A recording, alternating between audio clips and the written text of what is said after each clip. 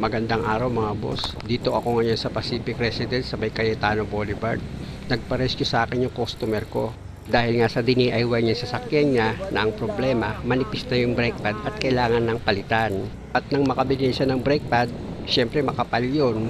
Kailangan niya munang itulak pa loob yung piston ng brake caliper para mailagay niya yung dalawang bagong brake pad.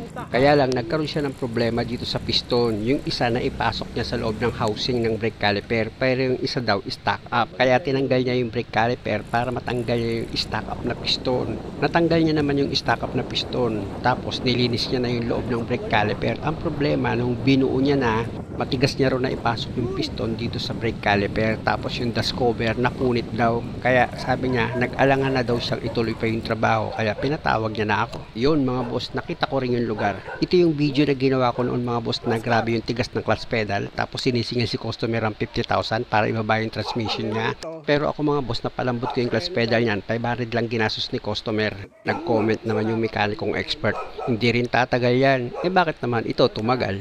Nagtataka lang ako sa inyo, pakiramdam nyo magaling kayo, pero lagi kayo naka-standby dito sa channel ko. Ako sa dami ng ginagawa ko, wala na akong time sumagot sa comment, pati sa tawag ng cellphone, hindi ko na rin masagot. Kaya nga nakakainggit kayo, bukod sa magagaling na kayo, ang dami nyo pang libreng oras at araw. Balik na ako sa trabaho mga boss, tanggalin ko itong piston. Bagong lagay lang to, di ba? Oo, nilagay ko kanina. Di na talaga lalabas yan, ganyan lang. Hindi, labas yan. Ay, ako, pag ganyan lang pala yan, di. Ayan, lumabas na, oh. Ikaw talaga, oh.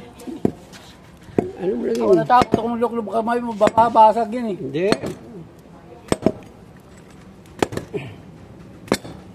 Labas na, oh. Ikaw talaga, oh. Ang ganun lang galing. pala technique niyan. Yan, malinis. Tinuro ko na nga sa'yo, eh. Kung makikita nyo mga boss, itong dashboot dito sa kabilang piston niya, ayan yung inaawakan ko, napunit. Kasi nga, nung nilagay ni customer itong piston, hindi niya tinanggal itong dashboot, kaya napunit yan. Ang katwiran naman ni customer, hindi niya raw matanggal itong dashboot. Hindi niya alam, may retainer spring yan na dapat tanggalin. Ayan mga boss, kung makikita nyo, gumamit ako ng malipis na flat screw, tinatanggal ko na itong retainer spring niya. Sabi ko nga sa inyo, itong retainer spring niya, yan yung umiipit dito sa dashboot para wag siyang matanggal. Kaya dapat unahin yung tanggalin yan bago yung dashboot. Isunod ko naman sa tatanggalin dyan ay itong piston seal niya. Sinikwat ko lang yan ng flat screw mga boss. Magala rin pala yung goma, eh. Nalalayo kasi ng biyahe mo, di ba? Bull mo tinatakbo to? Magala yung goma, oh. Yung isa dyan natanggal ko, nahirapan akong ibalik. Bakit? Kasi parang nag-expand siya. Ganun. Tama naman si boss, nag-expand nga itong goma, tumaba na siya. Kaya siguro nang ipasok niya itong piston dito sa loob ng brake caliper, matigas. Ito mga boss, yung piston seal niya, oh, tumaba nga. Sabi nga ni customer, yung pyesa niya raw dito sa brake caliper, 7 taon na daw yan, pati yung brake pad niya. Napansin ko dito sa lagayan ng piston seal, meron pa yung kaunting kalawang. Tinanggal ko lang yun mga boss. Linis na nga, eh, oh. Oo, linis na siya. Ito ba i-stack up sa'yo? May stock up ng isa. Dito sa, ano. Ganun. Narinig yung mga boss, nalinis na ito ni customer. Kaya lang meron pang kaunting natirang mga kalawang na kumapit dito sa loob ng brake caliper niya. Kaya ayun yung mga tinatanggal ko pa. Importante kasi mga boss na yung paglalagyan mo ng piston seal, dapat malinis yon. At dahil sa okay na yan mga boss, pinakuha ko na kay customer yung binili niyang piston seal or repair kit. Kung mapapansin yung mga boss, nang minats ko itong piston seal niya, medyo namagana nga yung piston seal niya. Kaya kailangan na talaga yung palitan. Kaya kinuha ko pa kay customer yung isa pang bagong piston seal. Ayan na sila mga boss, yung dalawang bagong piston seal. Isukat ko muna yan dito sa piston. Baka mamaya itong piston nag-expand din. Joke lang yun. At bago ko ilagay itong piston seal dito sa loob ng brake caliper, pahiran ko muna ng kaunting grasa yan. Siya nga pala mga boss, itong piston seal, binasa ko muna ng brake fluid yan. Tsaka ko pinahiran siya ng grasa. Pati itong loob ng brake caliper mga boss, dapat basahin nyo rin siya ng brake fluid. Pag okay na, pwede mo na ngayon ilagay yung dalawang bagong piston seal dito sa bawat butas ng brake caliper mo. Iangat ko itong brake caliper mga boss para makita nyo kung paano ko inilalagay itong piston seal. Nakita nyo, di ba? Napakadali lang naman ilagay yan. Siguraduhin nyo lang na maayos yung pagkakalapat nyo ng piston seal pag inilagay nyo yan dito sa loob ng brake caliper. Dito naman ako ngayon sa piston. Dahil nga sa malinis na yan, gamit itong basahan, pupunasan ko na lang yan mga boss. Tapos papahiran ko yan ng kaunting grasa. At pag okay na, bago ko ilagay itong piston, babasain ko muna yan ng brake fluid para dumulas siya pag inilagay ko na yan dito sa loob ng brake caliper. Simple lang pala yan pag ano. Ba? Ganun mo kayo mo. Oo. Dandahan lang talaga ang pasok na. Parang hinihilot-hilot mo lang siya. Pero dahan-dahan kong idinidiin yan gamit itong daliri ko para pumasok itong piston sa loob ng brake caliper. At kung makikita nyo itong piston, hindi ko muna yan isinagad na ipinasok dito sa loob ng brake caliper. Dahil okay na ako dyan, dito naman ako sa isa pang piston. Punasan ko muna yung mga boss gamit itong basahan, tapos pahirang ko ulit yan ng kaunting grasa. At pag okay na, babasain ko rin yan ng brake fluid mga boss para nga pag nilagay ko dito sa loob ng brake caliper, madulas siya. Isa pa, malaking bagay yun mga boss na para pag idiniin nyo itong piston, hindi kayo mahirapan. Pero gagamit ka rin naman syempre ng kaunting lakas para maipasok mo itong piston dito sa loob ng brake caliper. Kasi ang nagpapahigpit dyan yung piston seal. Pero kung hindi kaya ng daliri mo para idin itong piston, dahil nga sa masakit din yan sa daliri, pwede naman kahit wag mo munang isagad ipasok itong piston dito sa loob ng brake caliper. Para pag inilagay mo itong dust cover niya, hindi ka mahirapan. Pati yung paglagay mo ng retainer spring dito sa dashboot, madali mo lang siyang mailalagay. Kung makikita nyo mga boss, inilagay ko na itong dashboot dito sa piston niya. Ayan o. Kung mapapansin nyo mga boss, yung isang piston nakalubog, yung isang piston naman nakaangat. Sinadya ko yan mga boss. Para sa akin kasi mga boss, pag nakalubog yung piston, medyo mahirap ilagay itong dashboot ng piston. Pero pag nakaangat yung piston, mas madali mong mailalagay itong dashboot dahil pag na-shoot mo na yan dito sa pinakabukana ng piston, idiin mo lang itong piston mga boss, pasok na yan dito sa loob ng brake caliper. Ang problema, nasagi ni customer yung camera. Hindi ko alam na iba na pala yung position. Dito naman sa paglagay ng retainer spring, ipasok nyo lang yan dito sa gilid ng dashboot ng piston nyo. Nakita nyo naman mga boss kung paano ko yan nilagay. Kapag matigas itulak yung dulo ng return spring, itulak nyo lang ng flat screw. Kasi isa, pasok mo sa gilid, ayun gilid oh. Yan, pasok na. Ha? Kita-kita nandito. Hindi pa kasi ako nakakita ng ganyan. Sa video mo, ano ako nakakita ng ganyan eh. Dito? Oo. Meron ako. Wala akong napansin. Parcel. Gagawin na yun, ipasok na sa guide. Ganun lang. Very good. At dahil sa okay na ako dito mga boss, i-check ko naman ulit yung ginawa dito ni customer sa brake caliper holder. Actually, nagrasahan niya na daw itong sliding pin. Ito, stuck ba? Hindi naman. Uy, stuck to. Stuck to. Hindi ko alam eh. Pero sabi sa akin ni customer, pinahiran niya daw ng grasa yan. Sabi ko ba't matigas? Dapat Screwdriver. alam. Stuck yung gano'ng katigas? So, dapat nga, balabot lang yan, galaw. Ayan, dumi ng grasa, oh. Lagyan ko lang ang grasa yan. Jesus, nagdumi ng grasa. Oo, marumi. Alam niyo mga boss, importante na dapat itong sliding pin nag-aatras abante yan at hindi dapat ganyan siya katigas. Pwede kasi maging pigil at takbo ng sasakyan mo. Sabi ko parang matigas talaga. Sabi ko parang mayroon dito.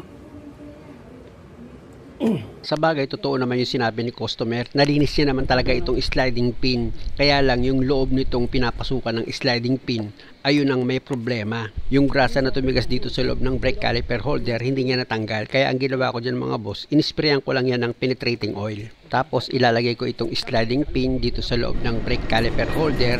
Tsaka ako ngayon ilalabas-pasok itong sliding pin para yung kalawang na kumapit dito sa loob ng brake caliper holder matanggal. At pag okay na, punasan ko ulit ng basahan itong sliding pin mga boss para pag ibinalik ko yan dito sa brake caliper holder, malinis na. Tapos nagpasok ako ng maliit na basahan dito sa loob ng brake caliper holder sa pinapasukan ng sliding pin para sigurado na malinis na yung loob nitong pagkakabitan ko ng sliding pin. Tabi mo lang ito, oh. Oh, ayun, tingnan mo pangit na. Parang nipis yun. Oh. Kukumpara mo dito, oh. Ang ganda-ganda. Original yun. Original ba? Tabi mo lang yun. Papalitan ko sana itong boot ng sliding pin, kaya lang grabe naman sa nipis nitong ipapalit ko na bago, kaya lang wag na lang. Dito na ako sa sliding pin mga boss, kung makikita nyo, pinahiran ko ito ng grasa bago ko ilagay yan dito sa brake caliper holder. Dapat ganyan sa kalambot, oh. Yan, o ikaw. Yan. Yung ginawa mo, wala eh. Nilagit niya. Basta nilagay ko lang. Hindi ko alam lang ganun pala. Mm. Di, at least nakita ko ngayon. Di, sa sunod kung sakaling wala ka, di, bugahan ko ng WD-40 yan. Tingnan mo, patay mo. Para alam mo kung gaano siya kalambot. Diba? Ano, brake pad mo?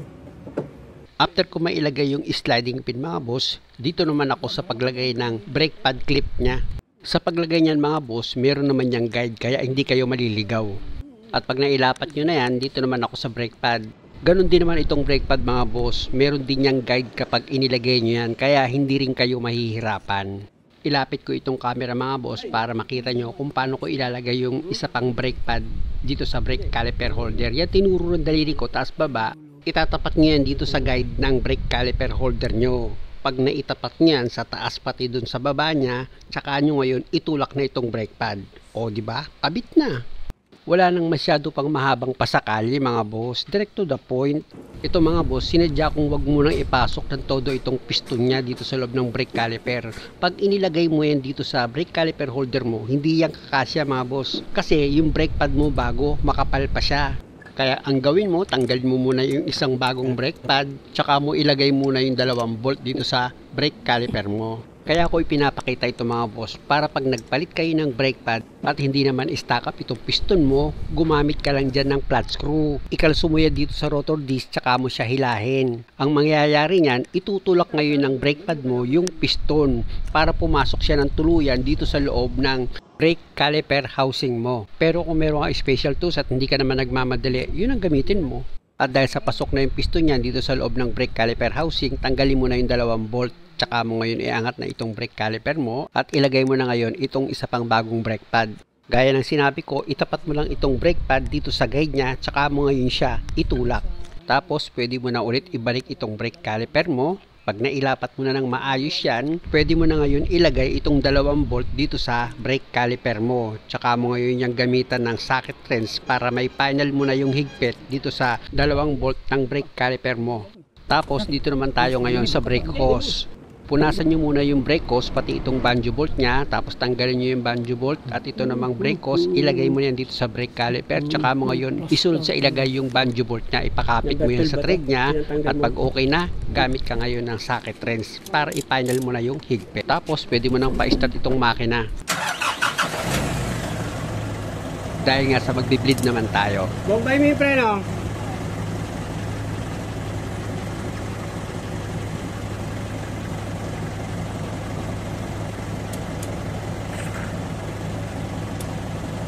Perme, di mo lang.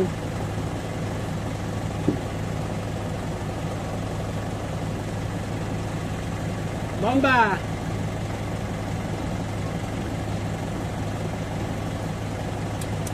Perme, di mo lang. Nakadiin sa brake pedal.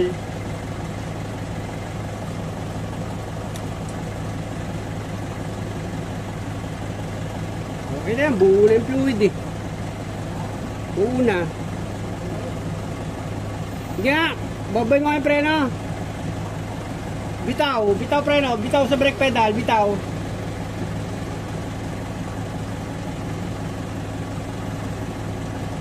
Tapak. Ayos, okay na. Patay makina. Malalaman nyo naman mga boss pag okay na yung pagkakagawa nyo. Unang-una dapat yung brake pedal, babalik na siya sa normal na taas, gaya nung dati yung gamit. Kasi kung sa inyo yung sasakyan na DIY nyo, alam nyo agad yung normal ng taas ng brake pedal nyo.